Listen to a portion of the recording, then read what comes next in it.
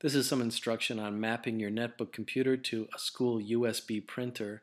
This one set of instructions will work on all of the printers. You only have to do it the one time, and then you can print to any of the USB printers that are set aside in the study halls, in the IRC, in the Oakton lobby, the student commons, and the netbook help desk, room 2160 at West.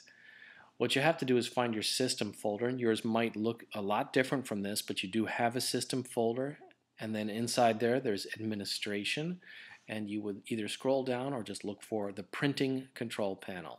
Everybody has a printing control panel in the system folder.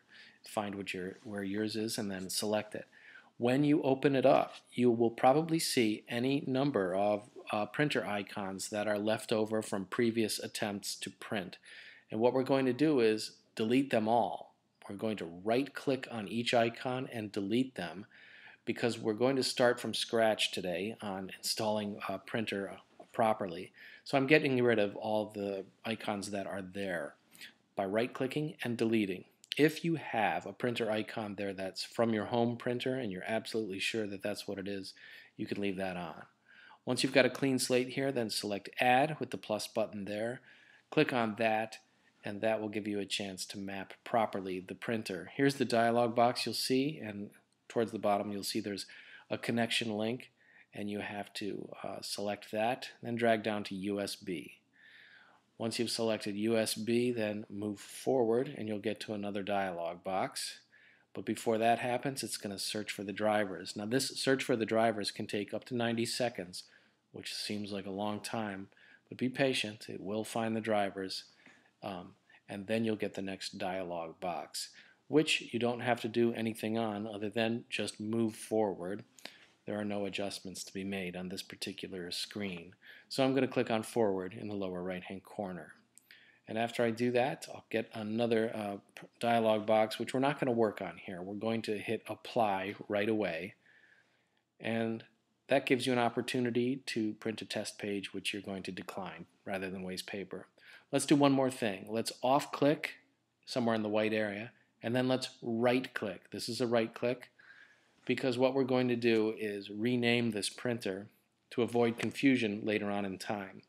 We're renaming it West Printers. If you're at North, you could call it North Printers, and then you have to hit Enter at this point. Don't just click out. Hit Enter. Now you've properly mapped your printer.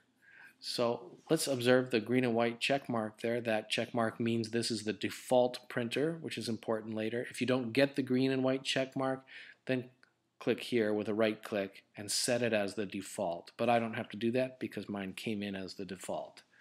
So now I have properly mapped the default printer that'll work. Here's some advice though. If you're ready to print something, let's pretend that I have an assignment printed out here and saved, and I'm going to do the print command now. The one thing I have to pay attention to is this dialog box every time I print. I have to make sure I'm aimed at the West printers, because if I have other printers, for example home printers, those will show up here. And this is where you do your final aiming to the printer that you want. So make sure you've selected West printers, and then you hit OK, and you'll be able to print the school USB printers. And that's how you do it. It works every time, and one technique here will work on all of those USB printers. You don't have to do it more than once. Just remember, there's no point in doing this unless you're actually hooked up to the USB printer before you do it. It won't work otherwise.